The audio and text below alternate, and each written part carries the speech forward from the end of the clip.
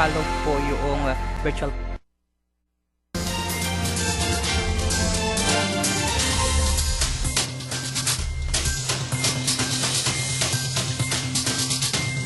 Magandang araw Marinduque, ito po ang Marinduque News at your service at narito po tayo ngayon upang muli po na magbigay ng siyempre impormasyon sa ating mga kababayan live dito po sa Marinduque News Network at sa Lucky 7 Channel 3 at ngayon po meron po tayong mga espesyal na makakasama at magiging partner din po natin ang atin pong kasama din po sa media, walang iba kundi si Mr. Chino Leyco. At ganoon din ang PIA sa pamamagitan po ni Mr. Romeo Mataak Jr. At syempre po, papakilala po natin yung ating makakasama din, Sir Myong. Makakasama din natin yung ating ASEC ng Department of Finance, Sir. Alright, at sa pagpapatuloy ng ating programa ay nais muna nating pasalamatan ang lahat ng ating mga kababayan na nanunood sa ating programa dito po sa Marinduque News at your service. Sa bahagi ng technical, kapiling po natin si Mr. Santino Latorena, gayon din po si Mr. Mark Cesar Ola at saka po si Angelo o si Carl Angelo Bunyag. At sa ating pong pagpapatuloy ay makakapiling po natin ngayong hapon, espesyal po ang ating pong programang Marinduque News at your service sapagkat kapiling kabahagi po natin ang Assistant Secretary ng Department of Finance, si ASEC Maria Teresa Habitan.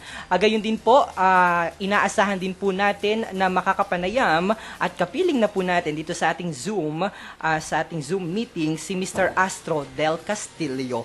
Ang atin naman pong expert pagdating po sa investment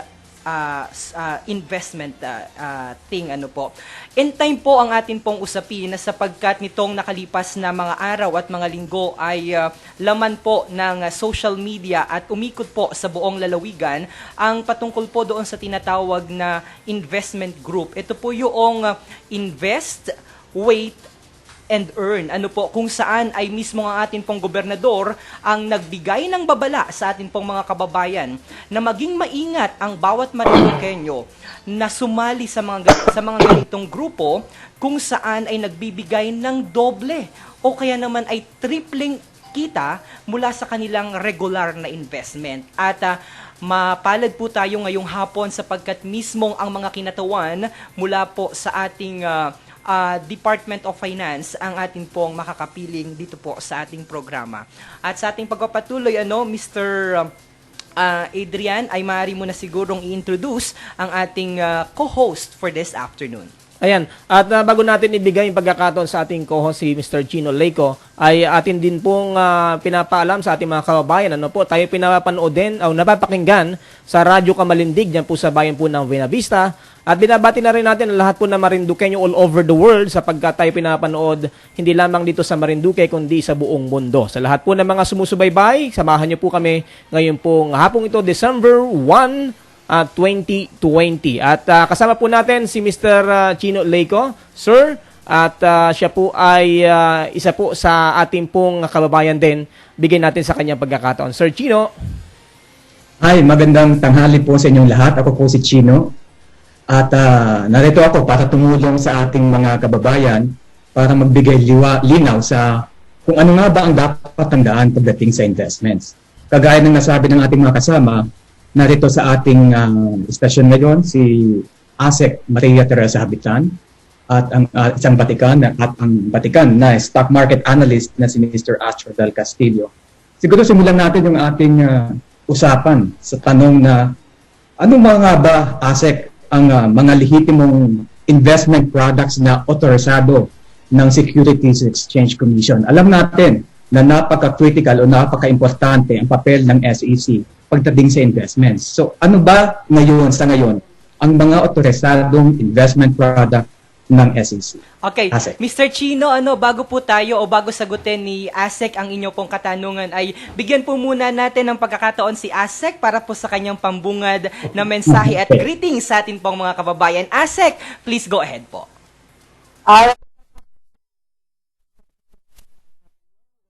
Adrian at saka sa aking kasama dito sa panel, si Mr. Astro Del Castillo at ang laging nang bubusisi sa amin sa DOF, si Chino Leyco.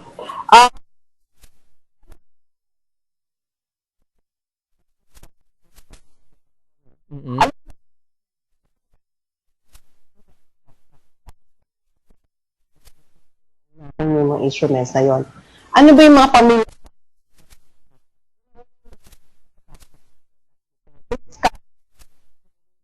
natin sa bangko, regular deposits, time deposits. Meron din companies or investment institutions gaya ng insurance, no? Meron tayong insurance na pwedeng life or non-life. Meron din or insurance instruments na kumbaga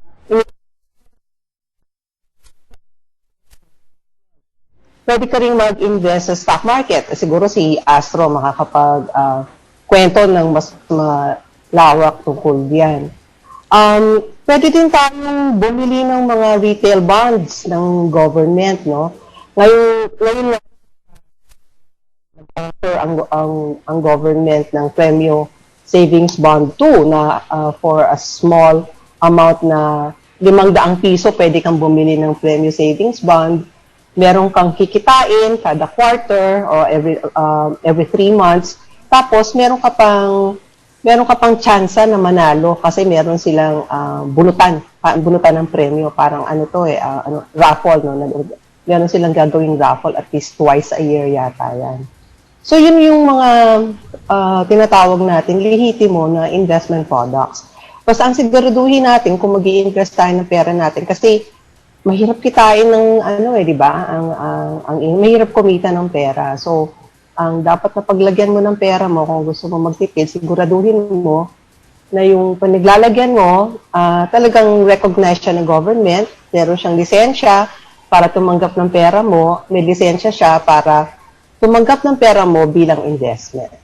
Pero, Asek, linawin natin ngayon, dyan sa mga nabanggit mo, mga otorisadong investment products, meron ba dyan double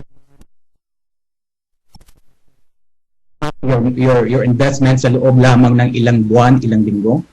Kung gano'n na sasabihin sa'yo, magduda ka na, no? Kasi mahirap yun, eh.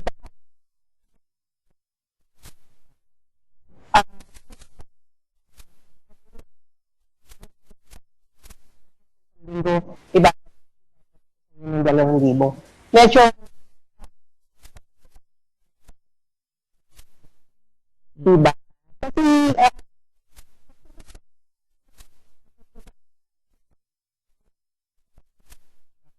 Kasi magkano lang yung kinikita natin sa bangko? 1%, 2.5%. Pag nag-stock market ka, tinignan namin to yung simula 1988, parang ang kita mo sa stock market mga around 7.5% lang eh. So wala pang 10% yung kita mo kung simula nung 1988, no? So pag sinabi sa yung double your money sa isang linggo or in 3 months, nakakaduda, saan ilalagay yung pera mo, di ba? O saan manggagaling yung kita na yun? Ikaw naman, Astro, ikaw, isa kang batikang investment analyst. Kumita ka na ba ng doble, triple sa loob ng maiksing panahon? I was put on the spot. Una-una, Marinduque, kala Adrian po, kala Myong, of course, Pino kayo rin.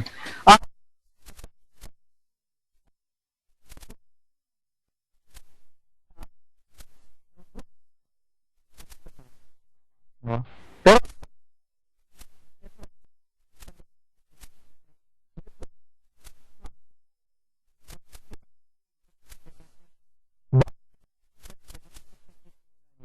no? So, akyat yung stocks, no? Usually, bigla na lang nagra-run away 30% or 50% ceiling na, no? So, nangyayari naman yan. Pero, kailangan mo talagang pag-aralan muna bago kahit naman sa kakilala mo o sa kamag-anak mo. So hindi to simple ang pagtayo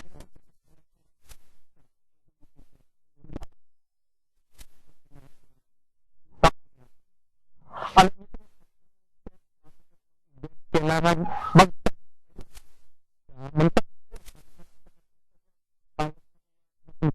di ba? Magtanong kayo. No? Intindihin nyo. Pag naiintindihan naiintindihan, kahit piso, huwag kayo magbitaw. Mm. Yun ang rule of thumb. Ha? Intindihin nyo. Mas mag-invest kayo na matuto.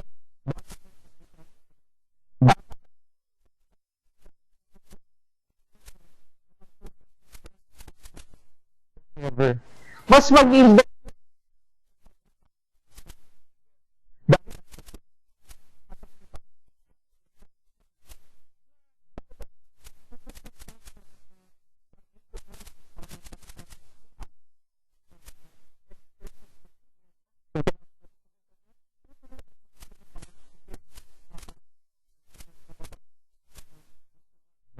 So,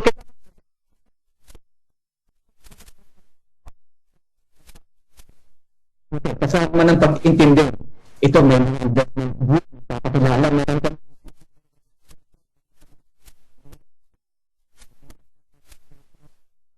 Sapat na ba ang mga parang masabing legal o lehipin mo ang isang investment group? Ano lang yun, basic requirements lang yun para sa kung kahit anong klaseng kumpanya dito sa Pilipinas. Para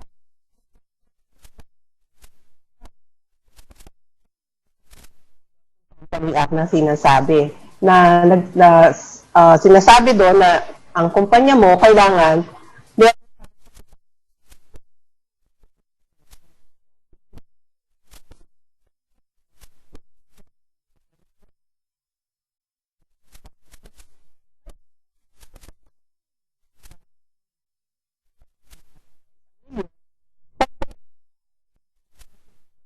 maging isang investment company kung kasama siya sa isang mas malaking investment group.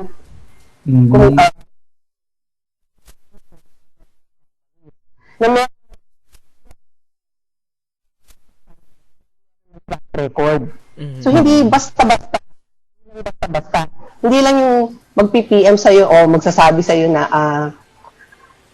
gusto mo bang kumita ng dagdag, yung mga ganyan.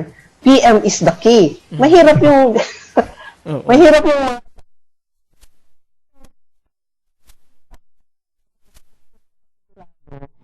na hindi basta-basta maluloko ang mga tao tungkol sa kanilang pera. So yung iba sinasabi ang dami namang kailangan requirements niyan. Pero kailangan nating masigurado kasi kung sa kanila mo ipagkakatiwala yung pera mo para lumago, kailangan sigurado tayo na kaya nilang panindigan yung pagpapalago ng ating pera. So doon palang asik sa 50 million, imagine mag-get agad yun para isang ordinaryong kumpanya. Yeah, Solicit o manghingi ng investment. Tama. So, ngayon, ang tanong naman, pwede bang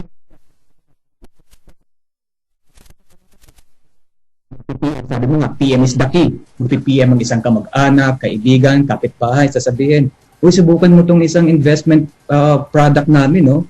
Kikita ka ng guaranteed 5,000 pesos in a week. Pwede bang mag-guarantee o meron bang investment company na kaya mag-guarantee ng eksaktong amount na kita sa loob ng panahon? Ito, dapat kasi sabihin mo na ibabalik ko sa'yo to, no? Yung 5,000 mo, babalik ko. 5,000 mo, dagdag pa ng 5,000. In 2 months, no? Parang mahirap eh. Maraming uncertainties dyan eh. Swerte ka, sabi nga kanina ni Astro, kung yung stock market natin, naka-bull run siya. So, pwedeng ang dali ng palit ng presyo ng mga stocks. Kung tama yung pasok mo ng pagbili, pwedeng in a week's time, kumita ka ng 30%. Pero, napaka-ikling panahon para mangyari yon at hindi laging pwedeng mangyari. So, ang sagot dyan, ikling sagot, no, you cannot guarantee a return. Hindi garantisado. Kung may nag-guarantee sa sayo ng ganon, sa akin, ano na ulit yun, no? Nakakaduda na ulit yun. Kaduda-duda. Okay, Astro, balik sa'yo. Aside doon sa mga nasabi ninyo, ni ASEC, ano ba yung maidadagdag mo pang mga red flags sa posibleng investment scam? Oo. Well, katulad na nabanggit natin, no? Importante talaga alamin muna nila. Magtanong sila, no? Dagdagan ko na rin yung sinabi ni ASEC kanina. No? Na hindi ka dapat nag-guarantee, no? hindi talaga allowed mag-guarantee ang mga investment companies, no? Except yung mga predefined ng mga bangko na talaga kasi yun yung mga interest rates eh. So computed na yan. Pero para investment company, we don't guarantee. That's not allowed. Oo. You can make a forecast, di ba? Ito yung kita, historical kita, pero hindi ka pwede mag-guarantee. So, yun yung isa sa mga guidelines sa Chino. Pangalawa,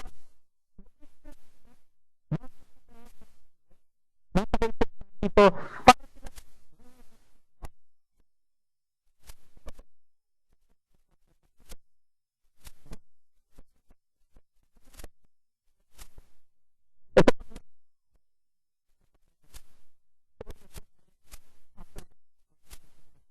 no? Sasabihin ng hindi, ano yan,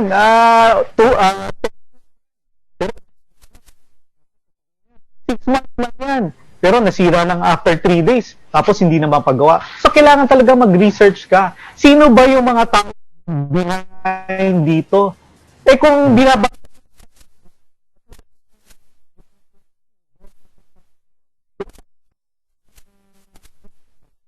kung sino nagmamanage ng kumpanya, magduda ka na. Di ba? Imbestigahan mo rin ano bang background na tong tao nito. Finance ba siya? Kasing galing ba niya si Donald Trump?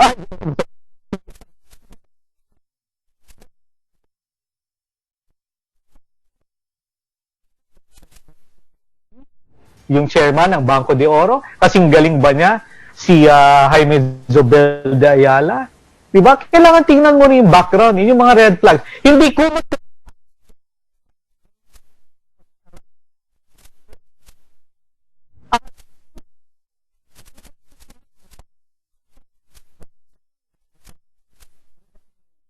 Average o pangkaraniwang tubo sa isang investment. Correct. Dapat ba 10% maging masaya ka na, 20%? Ano ba ang, sa your experience, ano ba ang karaniwang rate of return ng mga investment? Oo. Mga legitimate na Oo. investments. And the best sana talaga, no? Yung normal na interest rates plus inflation. So sabihin natin, sa ngayon, siguro 3 to 4% okay na yan eh. Neto net of taxes. Per year, per annum, no? Maliit. Pero instruments talagang ang kita niya, no? However, yung mga instrumento na katulad nga sa stock market na pwede makabigay sa'yo, depende sa kondisyones, no? Pero mahirap to, Chino. Ang hirap.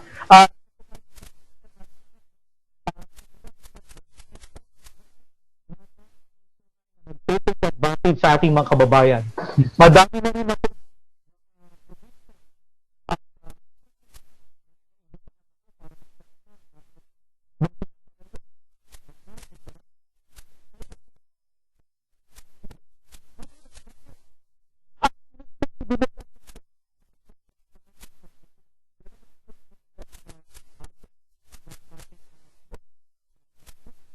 mga mayor, no? Kung nakita nila na niloloko hinto yun,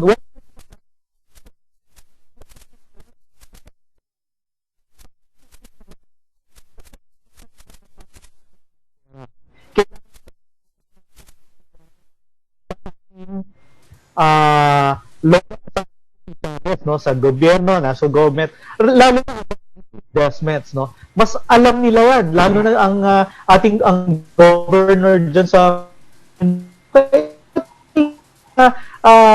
justice, no, ng Supreme Court, no? So talagang pag-iimbestiga niya ay ginagawa niya. So, karaniwang sasabihin naman ng tao, bakit may papatigil to? Eh, kahit sabihin natin wala silang SEC registration, kahit anong dokumento, pero sasabihin nila, nakakatulong naman sa tao, nagbibigay ng pera sa amin, linggo-linggo. Peke nga Chino, Didepensahan ng ganong klaseng yes, argumento. Pero kailangan invest. i-remind natin sa kanila kung itong tao na to ay talagang ang intention niya ay pakitain kayo, dapat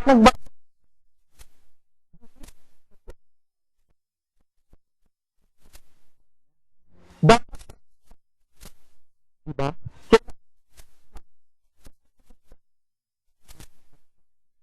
So, ang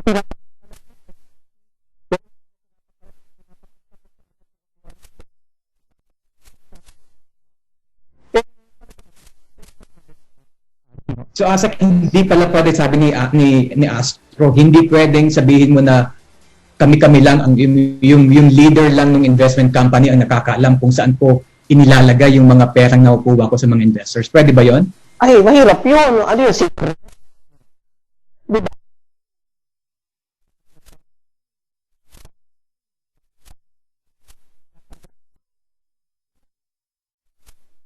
Ganun. Kaya, ang pinakamaganda talaga, pag lihitin mo kang investment company, pinapakita mo saan ka naglalagay ng investment, saan mo inilalagay, paano mo pinapalago yung pera.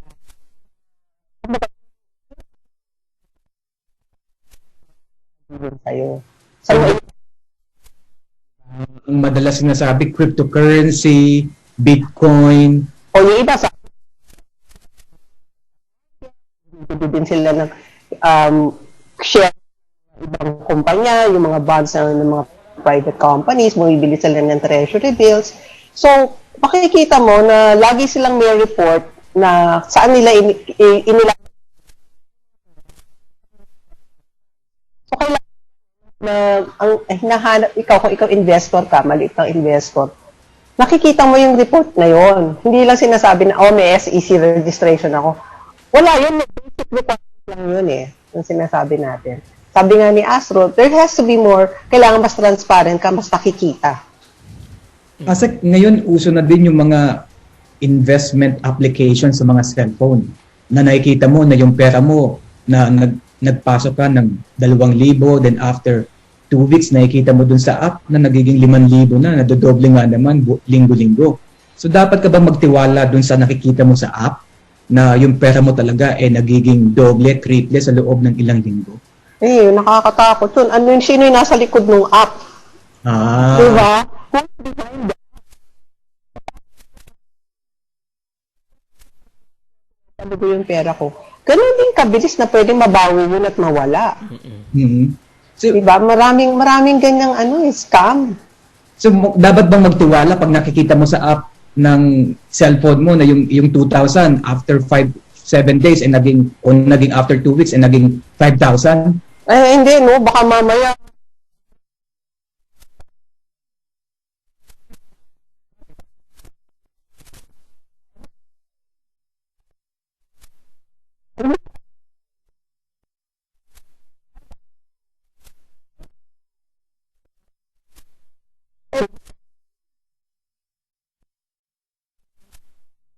So hindi po okay na, kailangan mo palang malaman kung paano Oo. tumaas. Paano siya tumakas? Ah. Kasi baka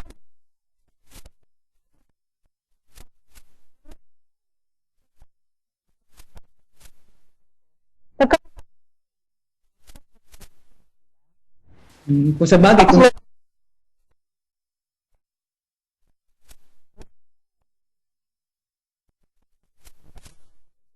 instant bawiin yun. yes, oo. Hmm. Kaya, kailangan magkakilala kayo. Di ba, ang mga bangko may know your client. Kung ikaw naman si investor, kailangan kilala mo rin yung financial advisor mo. Sino ba Dapat- yung kumpanya na yan? At that meron silang 50 million. Oo. At the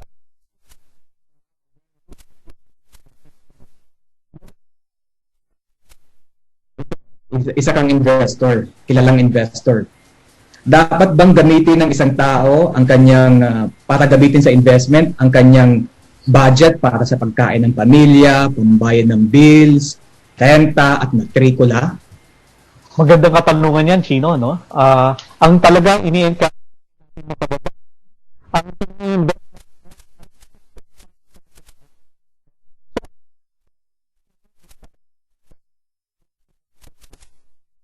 ang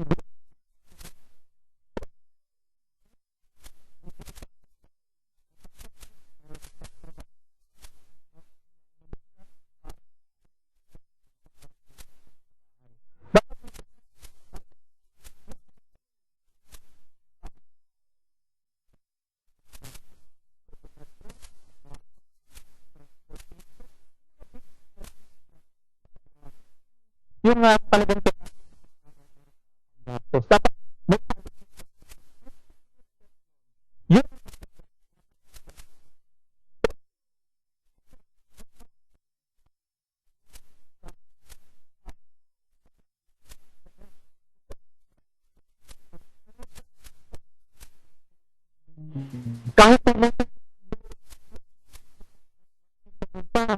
mahal. Mahal. Mahal. So, kailangan talaga pati yun na bigyan nila ng allocation. No? So, ito yung sinasabi talaga natin, budgeting. So, sa ating mga kababayan, sana po matuto kayo mag-budget. Hindi pwedeng si Mrs. lang ang nagbabudget. Dapat po, may budget, di ba? Hindi lang dapat siya lang kumikita. Pag kumikita ka, dapat matuto ka kung paano mo iba-budget. At huwag kayo masyadong matempt ng, parang sa grocery eh. Pag pumasok ka ng grocery, bili ka ng bili. Mali po yun. Sa investment, ganun rin po. Hindi kumot nakarinig ka or may in-offer sa'yo, hindi mo kakilala, up lang, bigla mo nang bibilihin. Mali po yun. Napaka-emotional nyo. Huwag po kayo emotional. Sa relasyon, emotional. So,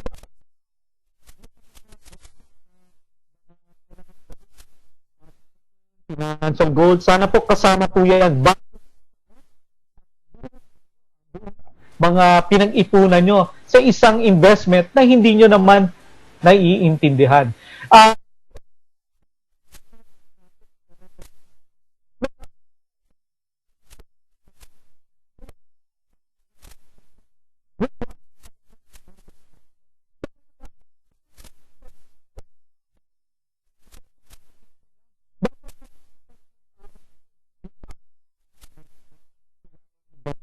Di ba? Totoo ba yung sinasabi niya? So, yun yung fingerprint kasi ng investing eh. Doon mo matitrace talaga pag magkakalokohan, pati kung talagang totoo yung tao mong kausap.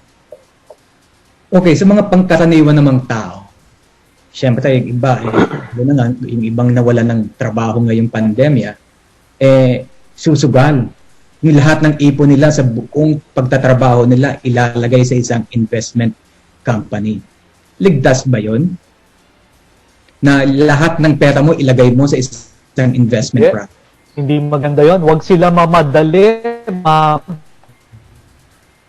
Katakot yun. Huwag sila mamadali yumaman. Usually, pag namamadali ka, mas mapatempt ka ng gumawa ng mas masama. No? Dapat, ang pinaka-first step mo ay bigyan mo ng panahon na i-enhance yung skills mo at pag-iintindi paano ba i-maximize ang pera mo. Paano mag-invest. Di ba?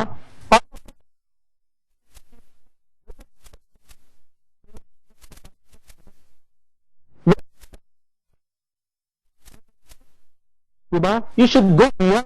Kailangan tuloy-tuloy po. Dapat nakikinig tayo. Ang mundo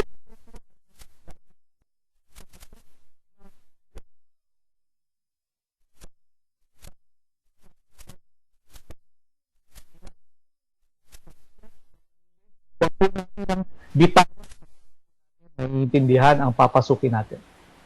Okay, Asek, back to you. After nitong tanong pong ito siguro, bigyan natin ng puwang itong sila ating mga kasama dyan sa Marinduque para sa kanilang katanungan. Asek, kung sakaling nabiktima ka ng isang investment scam, ano ang dapat gawin? Kailangan magsumbong ka, syempre. Saan? Protection Department sa National Bureau of sa SEC, no? So ang telepono nila, may telepono sila binigay 8584-6337. Tapos pwede din tayo magsumbong sa National Bureau of Investigation o kaya sa police. So kailangan we seek redress. Kailangan natin magreklamo, kailangan natin ireklamo, no? Kailangan natin magreklamo. After natin magreklamo, may pag-asa bang mabawi ang puhunan kung inilagay sa isang investment company?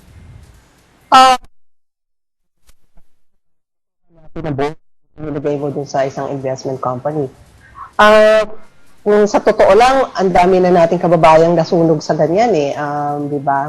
Ilang beses na nating narinig itong mga naging biktima ng pyramiding scams, no? Alam natin na yung mga nagpapasimuno nitong pyramiding scam, sila lang ang kumikita, tapos maya-maya, bigla na lang silang nawawala. Iiwan itong mga tao na yung iba, inilagay yung buong savings yung kanilang mga retirement benefits, no? Yung mga pension funds nila, inilipat nila lahat dito. So,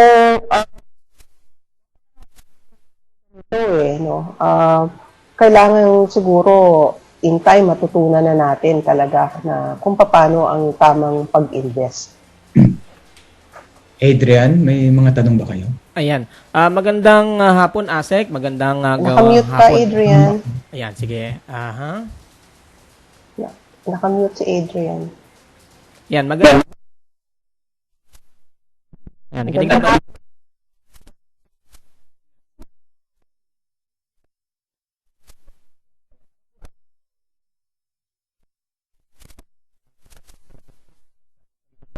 Talagang naman nakaraang linggo, ano po, ay talagang naging malaking issue yung mga investment na ito. Kaya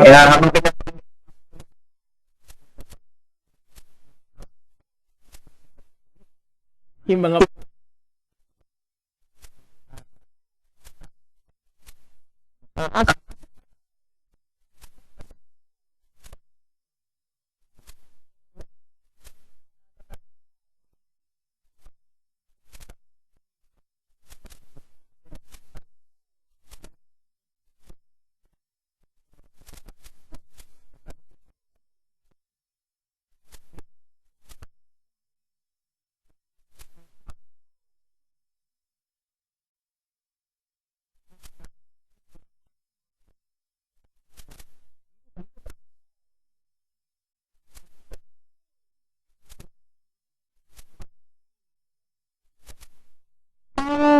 Siguro po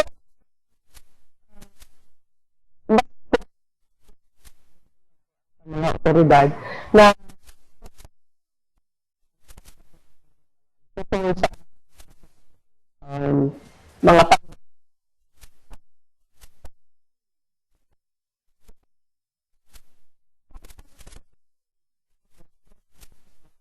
mga LGU, yung mga branching yan. Merong kinaka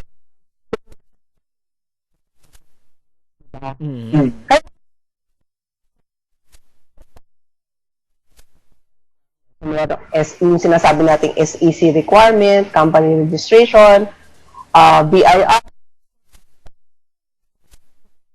May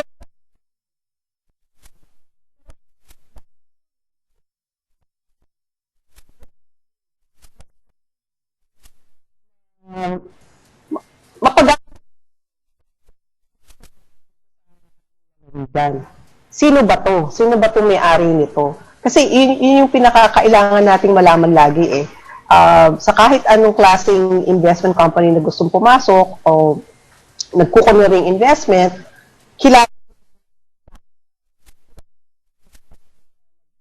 nagsusulong nitong investment na to. Ano yung address niya? Hindi pwede may address.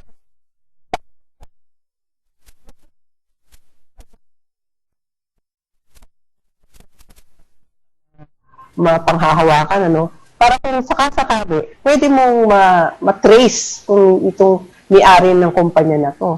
Ang mahirap kung pa-cellphone number ka lang dyan eh. Maya-maya pag lang sa'yo, diba? Huyo na lang ang sagot sa'yo. So, ganun. Siguro maging proactive din yung ating mga opisyales sa local governments eh, na ipaalam sa kanilang mga mamamayan. Ayan, siguro nga.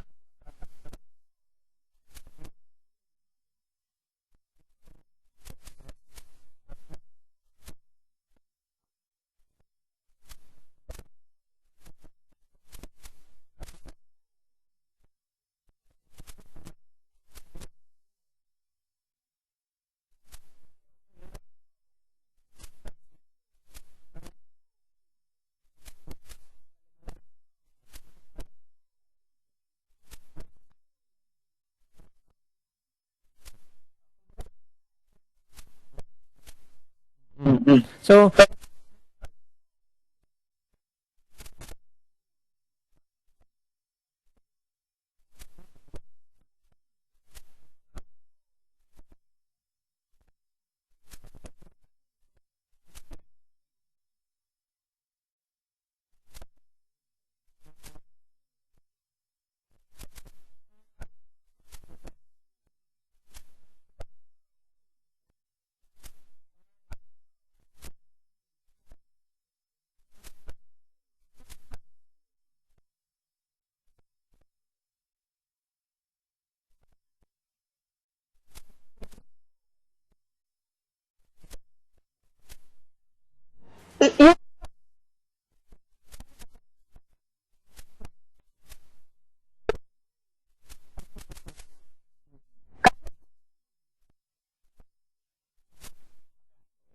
na kumbaga ano bang ba ng araw o 10 centavos tapos pagkatapos sa inyo ang susweldo. So,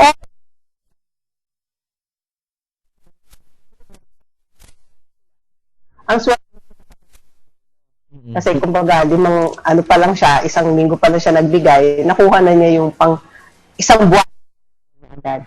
Ang risk mo doon, hindi na ulit mag-ambag. Hindi ba sabi ko lima ka no, madaling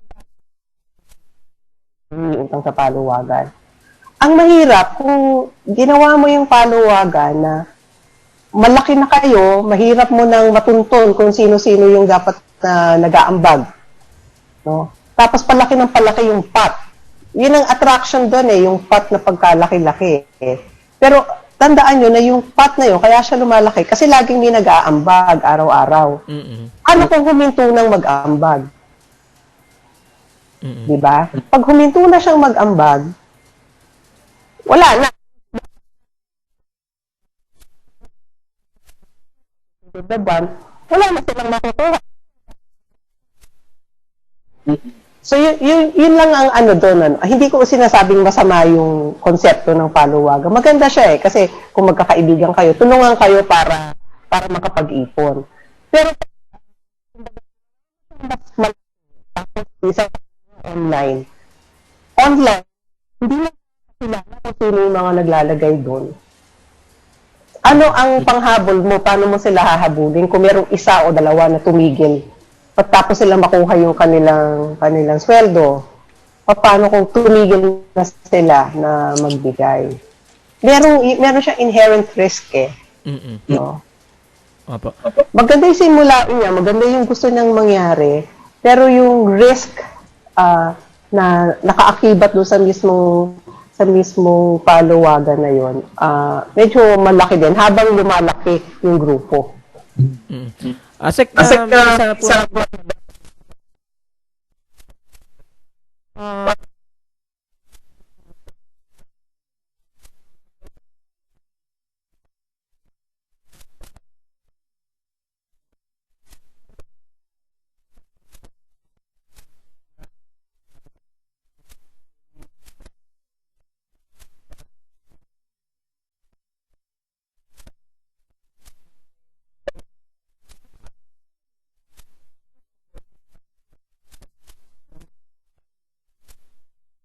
Wala siyang katapat na insurance. Yung paluwagan katapat na deposit insurance, sa bangko lang meron. Wala. Kung ang sinasabi mo na so talagang medyo natin na parang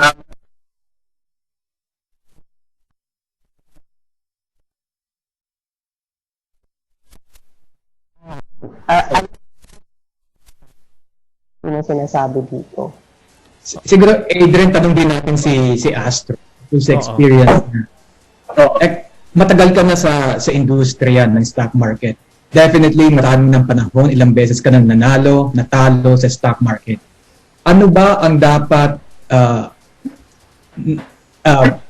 nasa isip ng mga investor kung sakaling sila ay nalulugi sa isang investment? Kasi hindi naman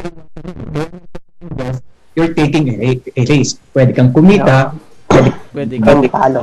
So ano ang iyong maipapayo doon sa mga nag-i-invest sa mga legitimate na investment products? Kaya lang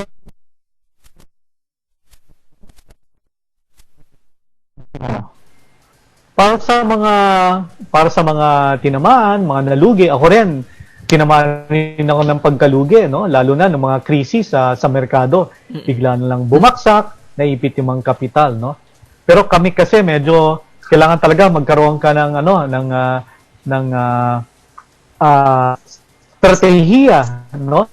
Na pag ganyan dumating sa ang sitwasyon na iyan para sa inyo, ay marunong ka kung ano yung marirecommend kung i-withdraw mo, i-withdraw mo.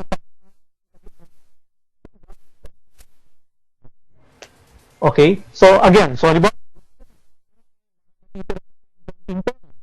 ilagay mo naman yun sa alternative investments para medyo at least makabawi-bawi. And also, sabi nga natin kanina, huwag tayo masyadong emotional pag nag-i-invest rin, no? Kasi nangyayari nan, masyado tayong nakakalimutan natin na madami rin palang investment instruments na available sa ating bansa, sa ating merkado, no? So kailangan na talagang kailangan gagawin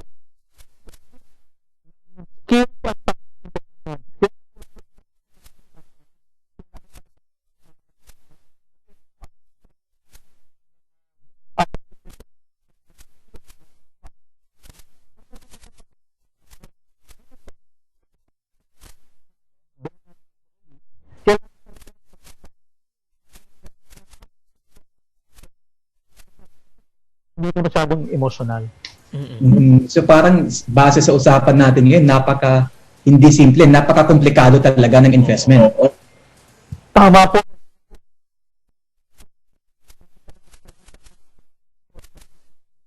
Kumita ng 1 million after 1 week. Hindi po ganyan yan. Kailangan po talaga intindihin at pag-aralan. Hindi lang po yun. Kailangan alamin natin, lalo na kung magbe-business tayo ng sarili natin, yung obligasyon muna rin natin sa gobyerno. No? May mga permits kasi yan eh. Lalo sabi nga ni Asik kanina, dapat may opisina yan. Tama yan. Ang isa nag-check dyan, local government. Titingnan nila kung may opisina ka, may physical presence ka, meron kang telepono, meron kang di ba? Titingnan yan. So, dapat ganun din ang pag-iimbestiga ng ating mga kababayan. Huwag po sila masyadong maniwala. Pag nakita sa social media, hindi po sila agad-agad maniwala. Sana po talaga pag-aralan nila, imbestigahan. Partner Gino.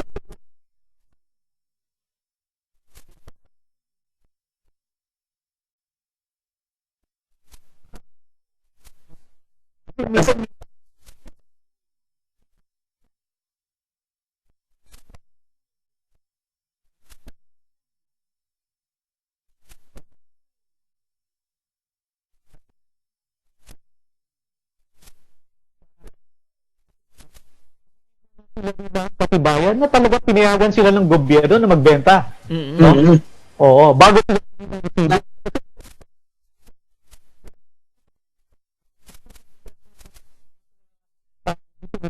yun, isumbong na agad sila sa local government. Huwag na po mahiya na humingi ng tulong ang ating mga kababayan sa gobyerno. Yung mga sinabing numero ni ASEC kanina, NBI, yung sa police, yung sa SEC, ano po yan? Nag-work po yan. Kami po sa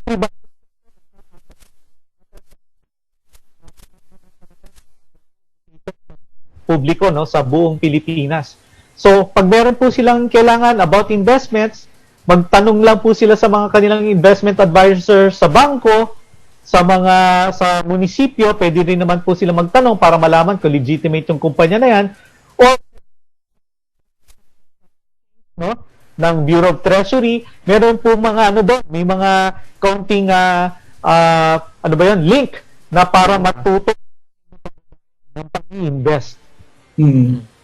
Siguro pati isa ding kapansin-pansin ngayon sa mga investment scam ay kalimitan mga kabataan ang nabibiktima. Yung mga first time na kumita ng pera, minimum wage earner at nagmamadaling gustong kumita agad ng malaking halaga. So, ikaw Astro, ano ba ang dapat gawin ng isang nagsisimula pa lamang na kabataan na kumikita ng pera? Ano ang dapat niyang gawin sa kanyang buwan ng sweldo? Gaano kalaki ang dapat niyang ilaan para sa investment? At ano ang pwedeng alternatibo kaysa investment? Oo. Number 1, balik tayo dun sa nasabi natin kanina, kailangan may investment goal siya. Lalo na unang sweldo pa lang niya, kakagraduate lang niya, or working student siya. Dapat talaga meron siyang investment goal. Pangalawa,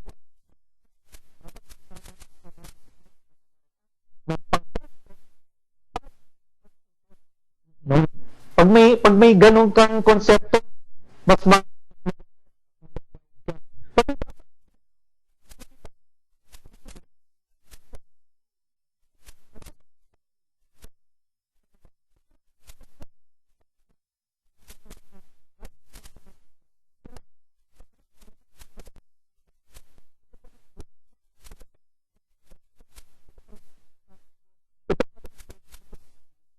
no? So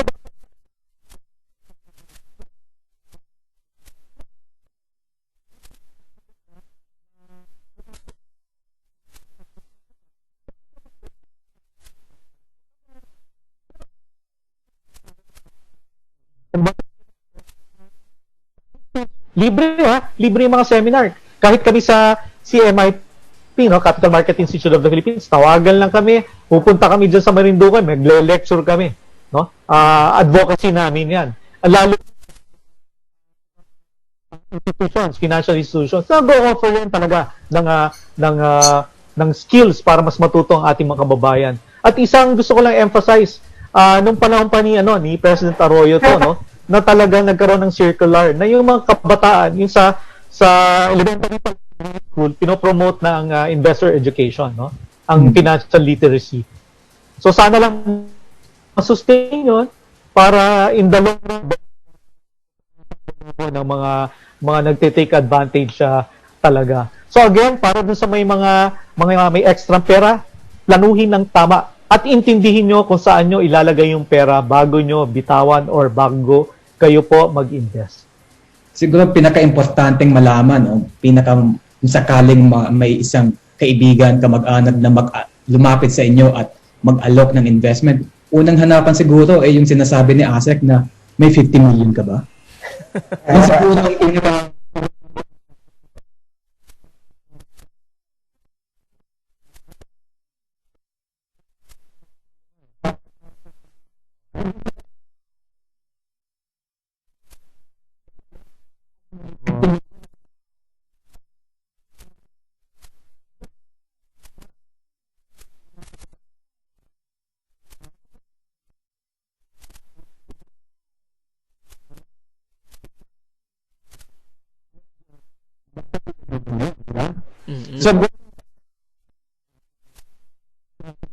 sinasabi ni Astro at ni Asek, parang napaka-komplikado naman ng investment. So, alam mo, Astro, nung sisimula ako sa trabaho, laging sinasabi ng mga nakasama ko, bago ka mag-invest, siguro kumuha ka muna ng insurance. Ano ba ang kahalagaan ng insurance, lalo na doon sa mga millennials o yung mga batang nagsisimula pa lang sa kanilang hanap buhay? Basta So, kung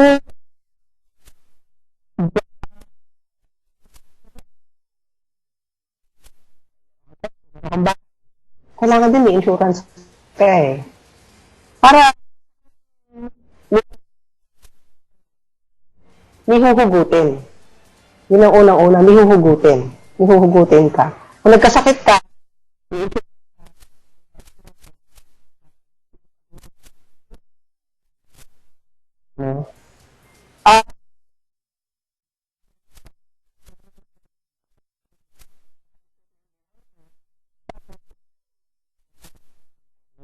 no? Yung tinatawag nila DUL. Hindi lang issue nito, no? Kasi may ilang mga insurance companies na nag-i-issue nitong DUL. Ang maganda doon,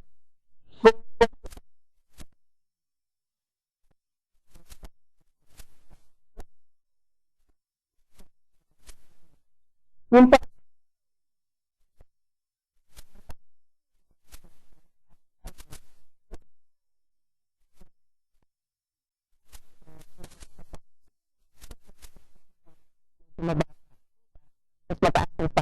pwede mo naman i-combine.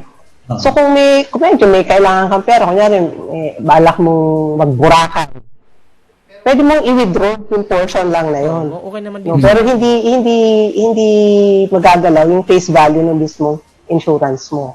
So yun ang kagandahan doon. So pwede ka ulit, pwede mo ibalik yun, kikita na naman ulit. Astro, Pero meron din mga ni aso mga mutual funds, no, kung medyo tinatamad ka, gusto mo iba na lang ang mag-manage yung pondo mo. Meron din yung mga bangko na ino-offer na gano'n. Yes. Astro, ikaw, isa kang investment expert. Aprobado ka din ba dun sa rekomendasyon na siguro mas unahin ang insurance kaysa sa investment? Yes. Isa yan sa mga basic sana ng investing, no? But again,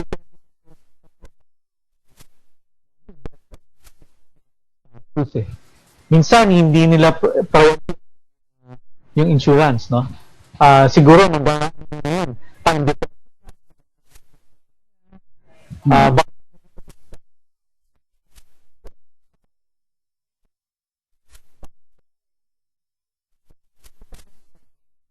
Sure. Yung assets mo, ni-insure mo rin. Pag meron ka ng sasakyan, dapat may insurance ka rin doon, bahay, no? So, tama.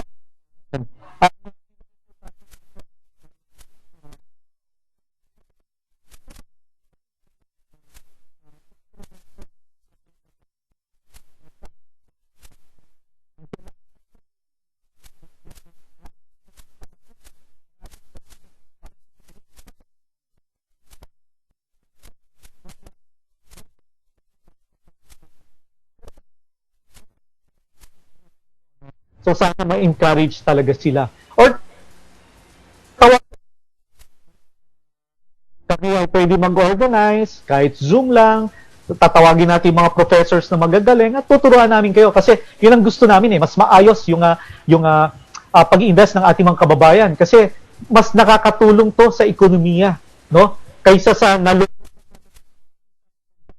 o kaya ng isang tao, ng isang pamilya, sa kanila lang napupunta yung pera at iiwan. So, again,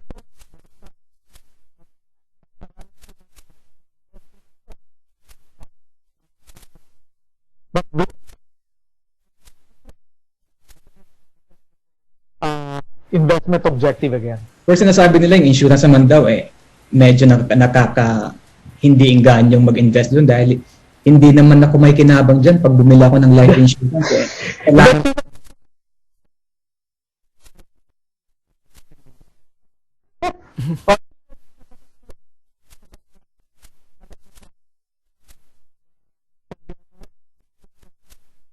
ang makikinabang yung pamilya mo. Noon lang yun.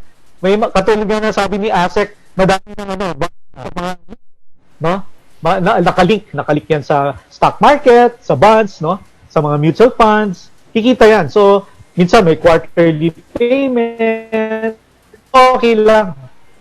Mas sophisticated na rin ang mga insurance companies. so dapat lang talaga magtanong sa ating mga bangko. Nagtanong. Sabi nga nung artista. No, dahil hindi lang Huwag mahiya magtanong. makakubra sa iyong insurance. Marami na ngayon na insurance products na pwede mong pakinabangan habang buhay ka pa. Oo. Pero yung insurance company baka meron mga fly-by-night dyan, no? Insurance companies. Mas better siguro kung kung meron kang deposito sa isang bangko, doon pa na mismo doon sa bangko mo. Pwede rin po. Pwede rin po yung ganon. Pero maganda. Andiyan naman po sa isa sa mga website ng SEC, ng Bangko Sentral.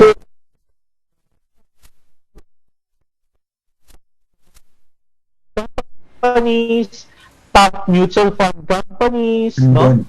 Top investment companies, legitimate yun, makikita nila yon. Kung may nagpapanggap na stockbroker sila, member sila ng gantong stockbroker company, punta sila sa Philippine Stock Exchange, dapat andun yung pangalan sa listahan ng Philippine Stock Exchange. Pag wala, ibig sabihin nun, stockbroker yung nagtatanggap sa Kasi going back sa sinabi mo na tungkol sa bayaran ng insurance, sinabi mo may quarterly or taunan.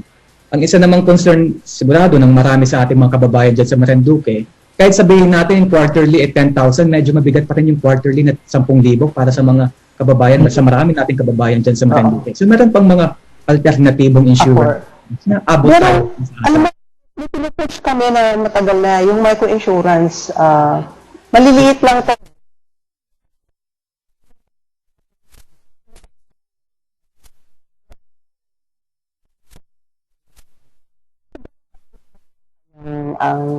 ang premium payments mo dyan. Pero ang benefits can cover up to 500 times of the daily minimum wage. So, Magkano bang minimum wage ngayon dyan, Adrian? 150 kung ang liit lang nun, 7% of 750, di ba? Parang nasa 7% of 49 pesos. Parang ganun lang. Oo. Ganun lang kaliit ang premium na babayaran mo. Pero ang benefit mo, 500 daily minimum wage, no? So,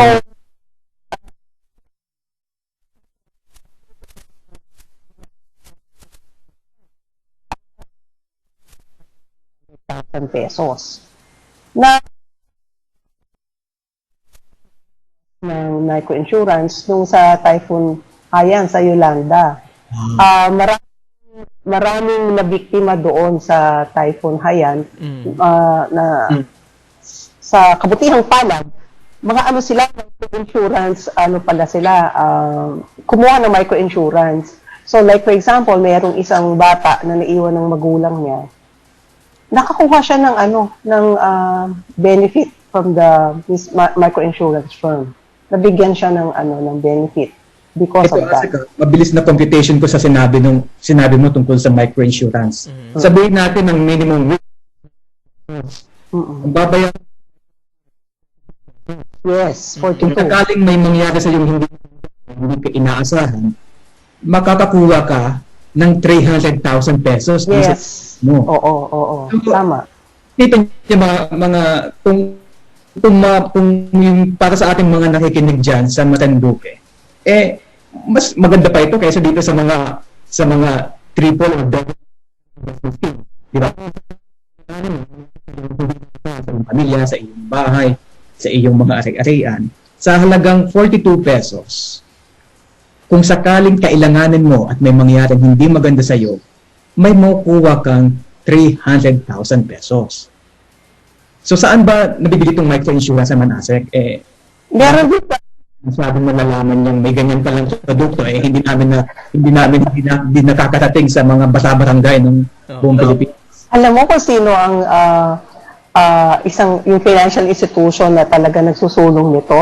Yung sa pawn shops. Ron siya. Oo. Meron.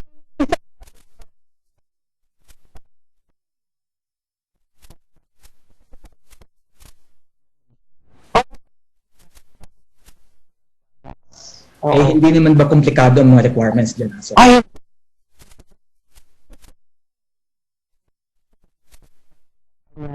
yung sa isang pawn shop, pwede ka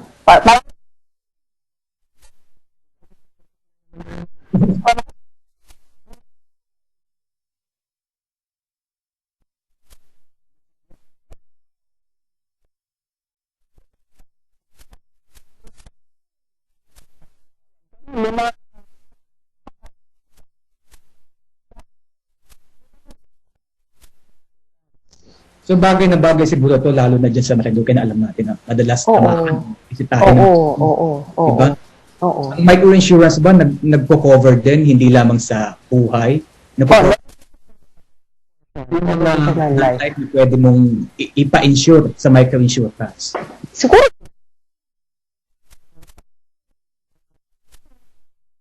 Yung bangka, pwede ba?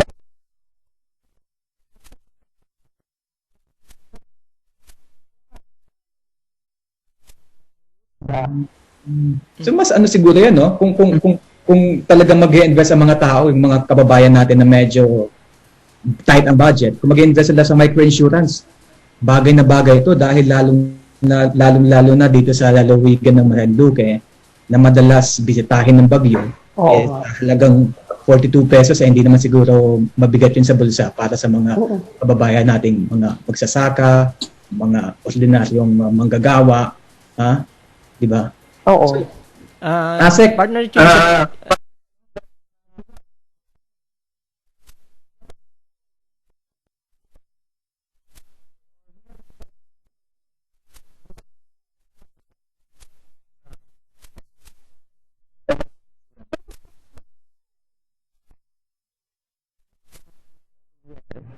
Pwedeng ganyan. okay po. Kasi para mas malinawan yung kasi ating para mga mas malinawan yung kababayan. ating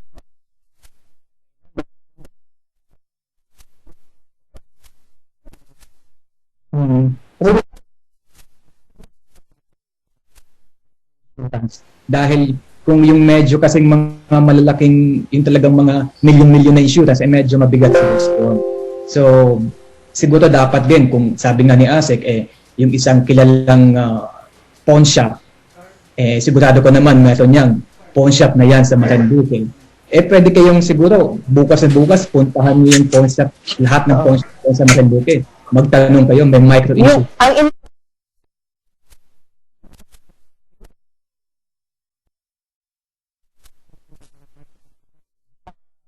Hindi niya itataya ang pangalan ni Sara Geronimo para kayo takbuhan ng kanyang ini-endorse yung pawn shop. Kayo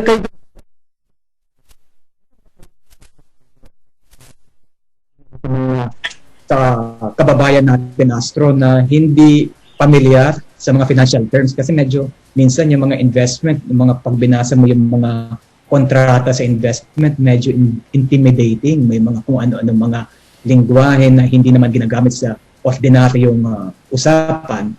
So ano ba ang may papayo mo dun sa mga kababayan natin na medyo hindi talaga pamilyar pagdating sa investment? Oh. Actually, Chino, magandang katanungan niya, no? Yan, lalo na yung mga kababayan natin sa probinsya, nahihirapan nga sila dyan sa mga pag-iintindi ng mga simpleng contracts, account opening forms, no? Ayaw nila mag-fill up. Eventually, ang ini-encourage ko sila, pinaka-safe sana sila ay ang makapag-alalay sa kanila ay usually mga taga-bangko. Ini-encourage nga natin sila mag-open ng at least savings account, no? That will be their first step kasi the bank has their own account officer na makakapag-guide sa kanila, no? Otherwise, tatawag sila sa amin, tutulungan namin sila, mag-email sila sa amin, no? Kami mga taga-academe. Pero para lang mabilisan, mag-establish na sila ng relasyon talaga. Dapat meron na silang financial advisor. Usually, ang maganda mag-advise sa kanila, kung hindi nila na-encounter pa yon sa pag-aaral nila, pero din sana talaga mga taga-bangko. Dahil ang mga taga-bangko trained yan eh. At ang bangko, insurance, UITF, no? Mutual funds sa mga investment companies. So, dapat sila ng isang loan, maka-establish sila ng relationship sa isang loan, no? Para mag-gamit sila.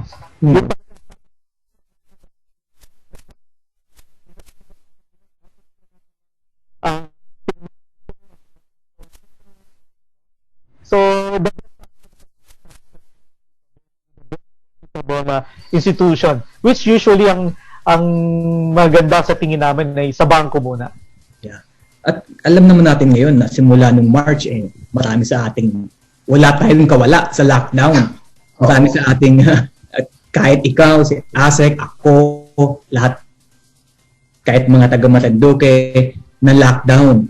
At marami dyan, at nagdulot yan ng isang matinding crisis. Talagang isa ata to sa pinaka matinding kalamidad na nangyari sa buong mundo. Ngayon, ang tanong lang lahat, Astro, ligtas pa bang mag-invest sa panahon ng ganitong klaseng napaka pangit ng takbo ng ekonomiya ng buong mundo? Yes, oo. Tingin natin na every day is an opportunity to invest, no? Kailangan lang talaga ibukas ang ating mga mata, ang kaisipan at ating mga tenga sa mga mga posibleng oportunidad, lalo na hindi natin ma-deny na gumaganda naman talaga ang ating ekonomiya, no matter how difficult it is, no? Kailangan education, kailangan palakasin nila to para mas maintindihan nila. Makapag-invest sila. Kung nakasakay sila, kung medyo naintindihan nila yung stock market, 4,000 na, papunta na ng 8,000. Ang laki na. Ang laki na ng percentage growth ng nilagay mong piso. But again, ito sophisticated investment to, no? So, again, to take the usually the hardest step. Talagang educate yourselves. So,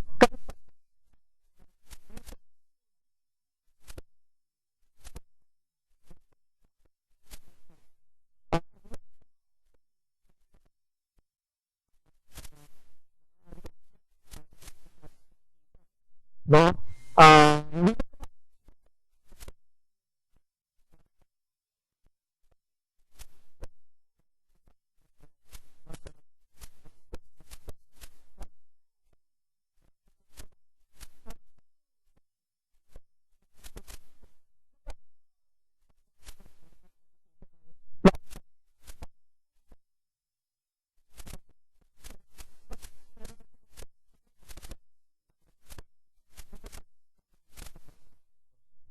And speaking of economy, pumunta tayo kay ASEC. ASEC, talaga ngayon bumagsak ang ekonomiya, kabi-kabila ang pagsasara ng mga kumpanya, maraming nawalan ng trabaho, maging sa hanay ng mga OFWs.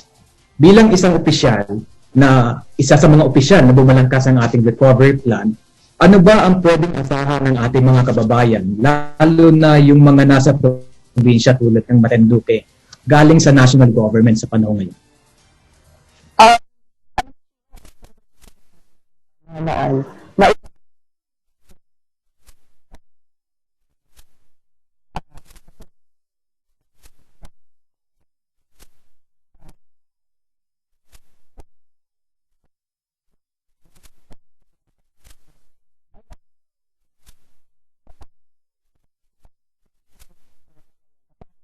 Itong projects na yon sa mga probinsya, sa mga bawat locality.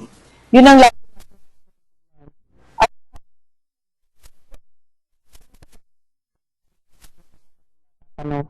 magka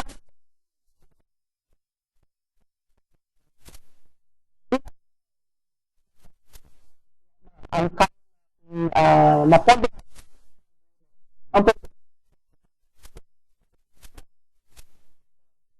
at hindi lang sa ganun sila pumipigil.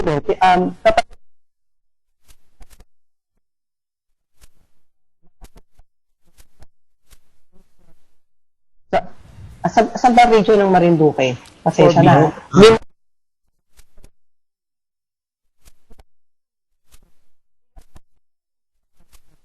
Europa.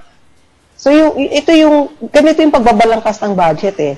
Hindi lang, minsan na kasi nakatutok ang budget, akala nila dito lang sa NCR, sa Metro Manila.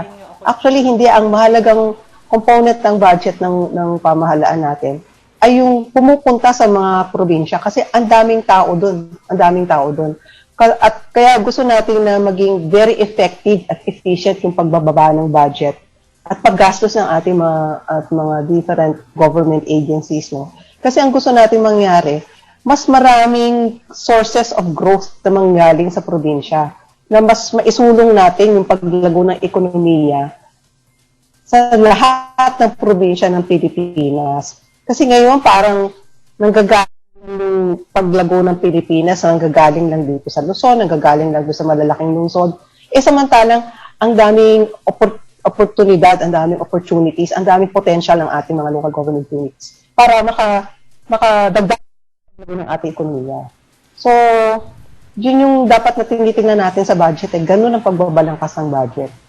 Ikaw, sige, isa ka rin ekonomista. At ikaw ang madalas lapitan ng mga kongresista, mga senador. Pinapagalitan ka mo.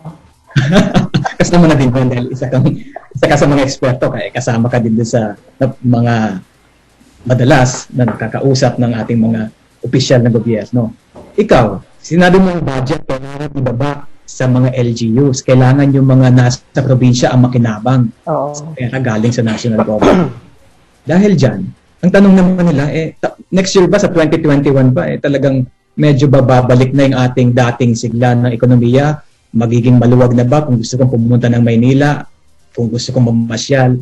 Tingin mo bang ekonomiya natin ay magiging back to normal na sa susunod na taon?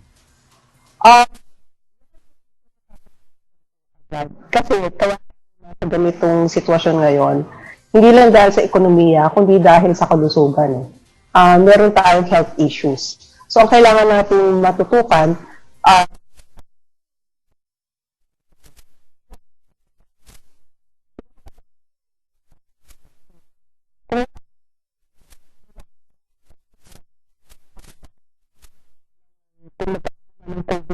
ma-infect ka man, kung sa kamalasan, ma-infect ka nitong virus na to, paano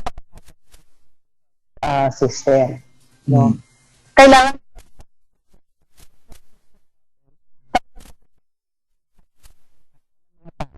kung sa tayo ng sakit o ma-infect tayo ng COVID-19. At kailangan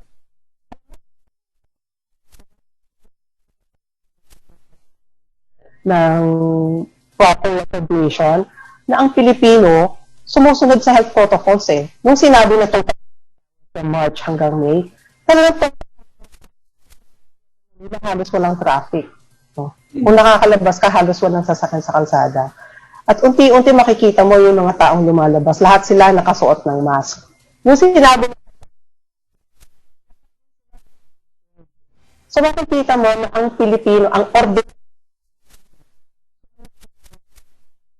sumusunod. So kailangan lang natin ng pamahalaan. Kailangan, i-model yung behavior na yun eh. Tapos, yung beses, 3 beses, no? So, yung contact tracing natin, kailangan napakaayos. Na kung meron tayong ma-identify na, oh, ito si Juan de la Cruz, tag-positive siya. Pag tag-positive siya, lahat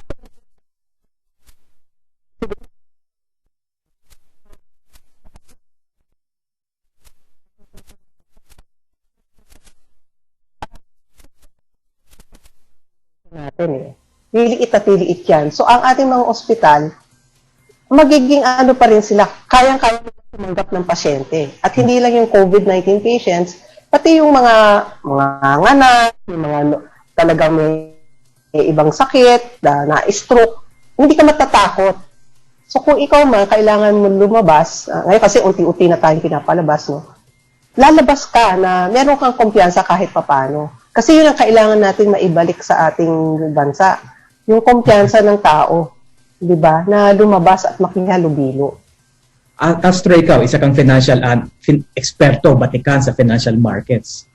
Kasi galing sa gobyerno yung sinabi ni Asek Habitan. Sa'yo, as a private sector, may ano ka ba? Ano ang pagtaya mo sa magiging takbo ng ating bansa sa susunod na taon? Medyo ano na ba tayo? Actually, sa nangyayari ngayon, no, slowly nag-open up na economy, talaga nakita natin na it seems like the worst is over, no? Yung negative 16.5. But again, hindi natin alam kung nakikita natin ibang ekonomiya na dating mababa ang kaso, nagla-lockdown na ulit, no? Yung Amerika, magandang ehemplo. Europa, magandang ehemplo. So, apektado. Pero,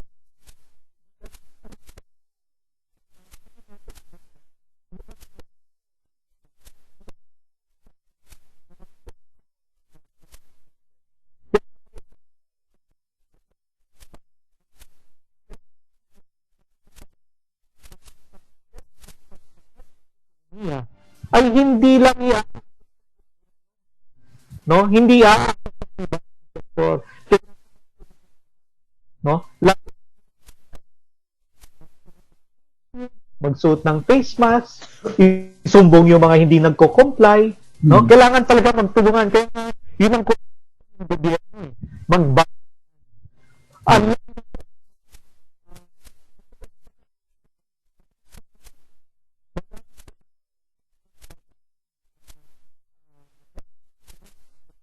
no? Isa rin pa government. That is but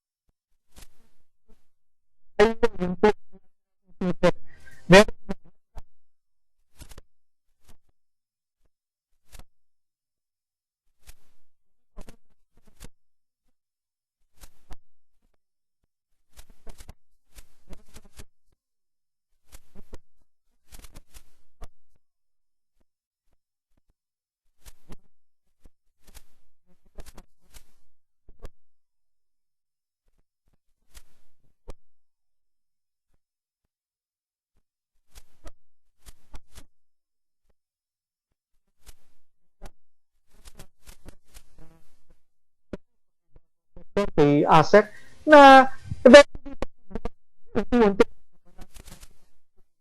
na panlusugan, tingin natin mas aangat tayo. At ikaw, Astro, para dun sa mga kababayan, marami sa Marinduque ang mga nagbalik probinsya. Ano ang maipapayo mo sa kanila pagdating sa negosyo, investment? Opo, okay po. Yung kanilang bako-bakura, no? Sana po, nung bago tayo mag-on air, no? Nung nag-lockdown ng China, ang nanay ko, no? Simula nung January. So ngayon, may sort of food na, no? Bumili rin kami ng mga rabbits, no? Para for future as a source of food supply in case mag-worsen yung ano. Kaya kailangan talaga may continuity plan, no? So very important na paghandaan natin po 'yan. Going back, balik tayo sa ating mga kasama dyan sa istasyon. Romeo? Ay, Asek. Babalik po ako, ano?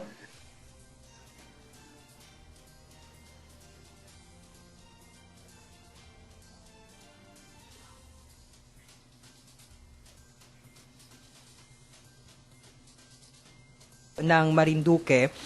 At dito po sa nangyari, dito po sa naganap na malawakan o provincial-wide na investment scam, I would say fraud, dito po sa aming lalawigan. Ano po kaya yung maisasuggest nyo bilang kayo po ang Assistant Secretary ng Department of Finance sa atin pong mga LGUs para po ma-prevent yung mga kahalintulad na scam para po hindi na ito maulit na muli? Okay.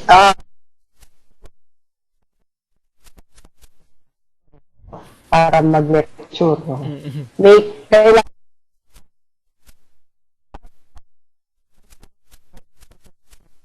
a pound of pure. So, kailangan ang mga tao sa Marinduque kung paano talaga ang tamang paraan ng pag-i-invest. Kung ano ang dapat na hinahanap mo, kailangan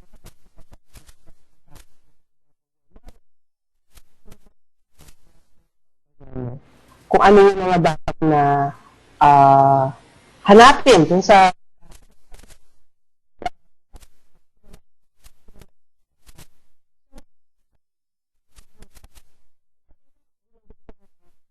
maging mas proactive ang local government unit. Mas madali kasi na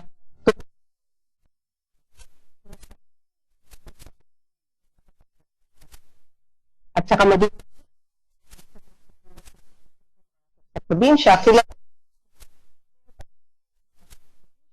magbenta ng mga ganitong investment product, no? Kasi nga, ang pamahalaan in general, at lalo na ang local government, parang sila talaga yung kailangang mamamayan sa ating mga mamamayan. Sila yung may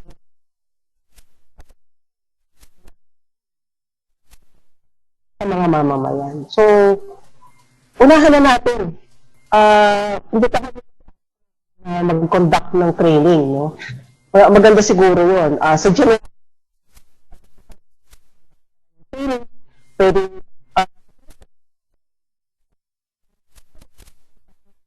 una-una siguro yung mga public school teachers, imbitahan nyo din yung mga college students sa mga state college kayo sa Marinduque, di ba? Yes po, we have Marinduque State College, yes. Yung Marinduque State College, magkaroon kayo doon ng mga forum, financial literacy forum, no? Kasi, na maging conscious na tayo sa investment. Kasama yung At may katanungan ka, partner? Okay. Isang katanungan din po mula po kay Mr. Toti Minorca. Ano po? Sa panahon po ng pandemya, sa panahon po na nararanasan natin ngayon sa gitna po ng krisis bunsod ng COVID-19, ano daw po yung best na investment na maaari nating ibigay o ilatag sa atin pong mga kababayan? ibabat ko lang si Astro. It's the best investment Thank you, instrument ng para po sa ating mga kababayan. Okay. Particular dito po sa aming mga Marinduqueño. Yes, alam mo pag crisis Myong, no, cash is king. Yan ang sinasabi natin. lalo na sa probinsya kayo, very important talaga na liquid kayo, kumbaga talagang may cash kayong available. Yung mga excess lang na yun lang ang invest nyo, no? Invest nyo, siguro i-time deposit nyo muna, kausapin nyo yung account officer nyo for bonds, pwede rin sa stock market, no? But again, sa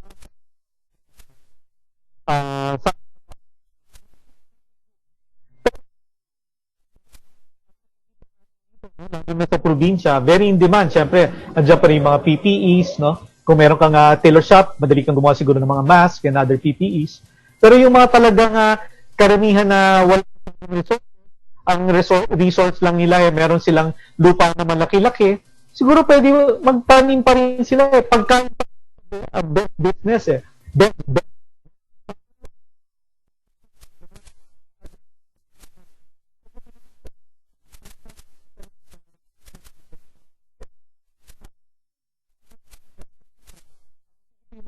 mahilig kumain. So,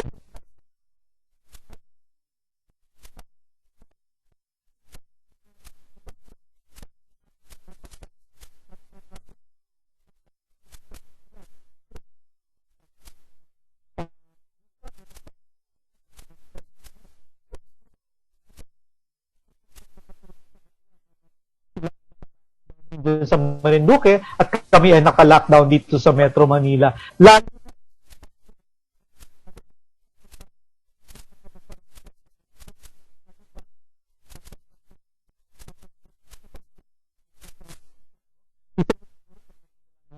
pasukan. So,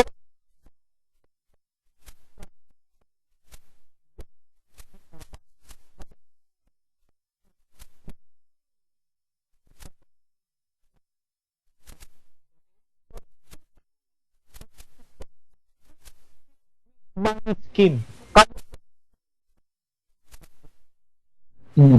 Astro, siguro,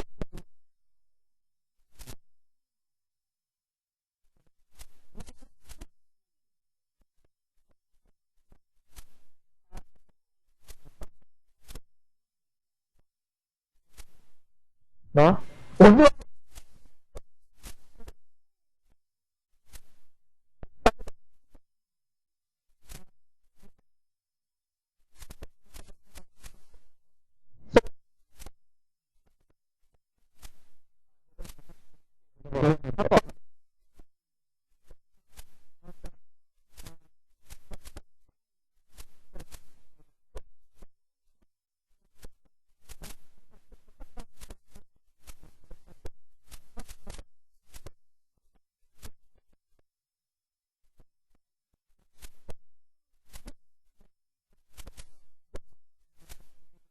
insurance.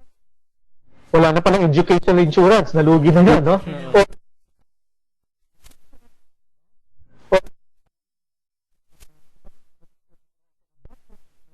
Company.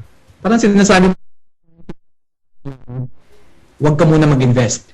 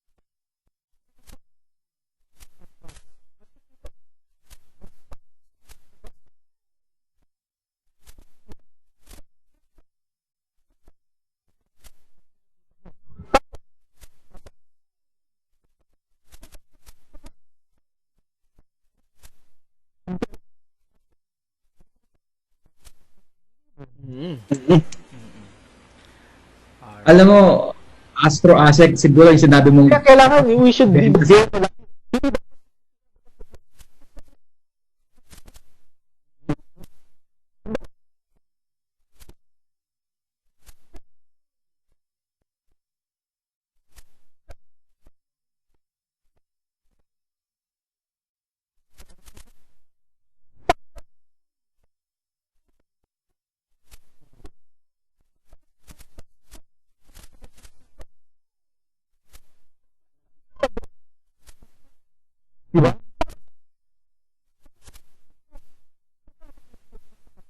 Di ba? Nasabi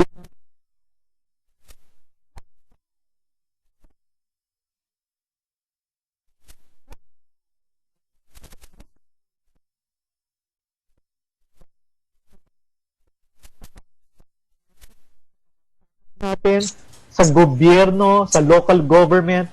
Kasi pandemya eh. Tayo lang ang magtutulungan. Lalo na kayo, Marinduque, isang island, ang layo niyan. No? Kailangan, kaya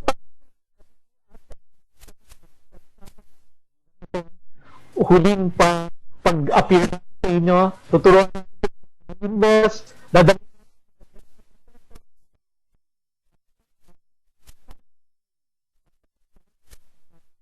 kababayan. Alright. Okay. Maraming salamat.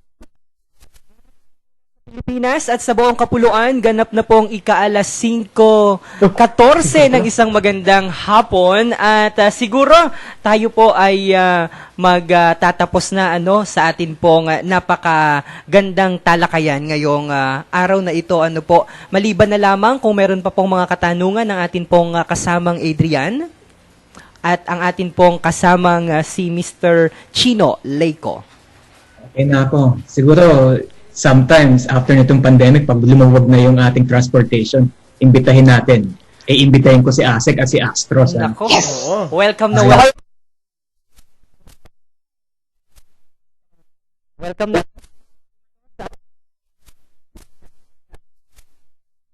Sa atin pong pagpapatuloy, bago po natin tuluyang bitawan ang atin pong mga piling panauhin, ang atin pong mga nakasama sa atin pong programang Marinduque News at your service, kung saan ay tinalakay po ang ilang mga mahalagang mga gabay upang maiwasan ang ng ating mga kababayan ang maglagak o maglagay ng pera sa isang investment scam, ay atin pong bibigyan ng pagkakataon si Mr. Astro del Castillo para po sa kanyang pangwakas o panghuling mensahe para sa aming mga kababayan. Salamat po, Myong.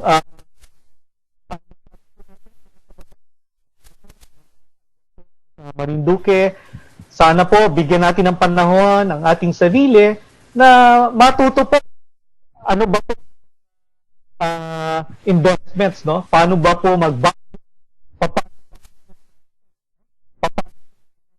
tama. Bigyan po natin ng panahon. Madami pong website dyan.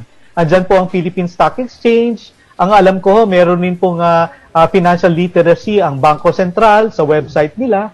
I-access lang po nila yan. O your radio station, no? Or dun sa aking email, astro_delcasillo@yahoo.com. Kami po willing tumulong at i-advise kayo po. Pag meron pong inoto na too good to be true,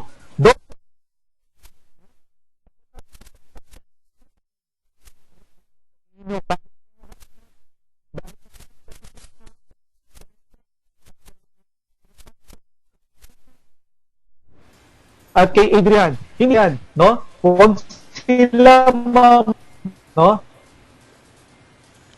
Okay? Kailangan intindihin muna nila ang paglalagyan nila ng pera bago mag-invest. Thank you so much, Mr. Astro del Castillo, ang atin pong expert at guro pagdating naman po sa investment thing or matter. Samantala, sa hanay naman po ng Department of Finance sa kanyang panghuling o pangwakas na mensahe para po sa aming mga kababayan, Assistant Secretary Maria Teresa Habitan, sa inyo po ang oportunidad. Salamat sa pagkakataon na makausap kayo ngayon at maipaalam ko sa inyo kung ano naman ang aming ginagawa dito sa pamahalaan para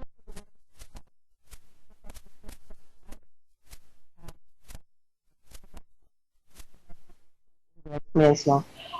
Bukas po mga pintura. Pwede po kayong magtanong sa amin kung ano pa ang mga gusto niyong malaman. Kung may katanungan tungkol sa mga investment operations, tungkol sa insurance, handang-handa po kaming sumagot kahit anong katanungan ninyo. At sana na ang napakagandang isla dito sa Pilipinas. So, magandang hapon sa inyong lahat. Thank you so much, Assistant Secretary of Finance, Miss Maria Teresa Habitan. At ang atin pong kasama, of course, ang atin pong co-host, na talagang siya po ang gumawa ng paraan upang mabigyan po ng mas malalim na kaalaman ang ating mga kababayan pagdating po sa investment nagpa-unlock siya ng pagkakataon at nagbigay ng oras para sa ating mga kababayan, partikular sa ating pong mga kababayan dyan sa bayan ng Buena Vista, kung saan ang ating pong programa ay sabayang sumasayang papawid sa pamamagitan po ng Radyo Kamalinlig, sa pamamagitan po ni DJ Yash. Isa po yung Marinduqueño at lumaki din po sa bayan ng Buena Vista, Mr. Chino Leyco, para po sa inyong pangwakas na mensahe. Maraming salamat sa inyo at syempre sa aking mga kababayan dyan sa Marinduque. Pag-ingatan po natin ng lahat ng ating pera. Yan po'y pinag-isapan. Marami sa atin dugo at pawis, kaya wag po natin basta-bastang bibitawan. Yan lamang po. Okay, maraming salamat po sa lahat po ng ating mga kababayan na patuloy na nanunood sa Marinduque News at your service. Ako po ang inyong kababayan sa Philippine Information Agency Marinduque, Romeo Matac Jr. po ang inyong lingkod. At ako naman po ang inyo pong kababayan Adrian Rosales dito lamang po sa Marinduque News at your service. Salamat po sa lahat ng ating mga naging kapartner, at ganoon din kay ASEC Maria Teresa Habitan, kay Sir Astrol del Castillo at sa ating naging partner host si Sir Chino Leyco. Ako po ang inyo pong kabayan Adrian Rosales, nagpasalamat at sa susunod siguro ay muli nating imbitahan itong ating mga naging panauhin. At sana, partner, ay dito na mismo sa studio ng Marinduque Correct. News natin sila makasama. Lalong-lalo na si ASEC. Thank you so much. Okay, once again, ito po ang Marinduque News at your service. Thank you guys. Bye-bye.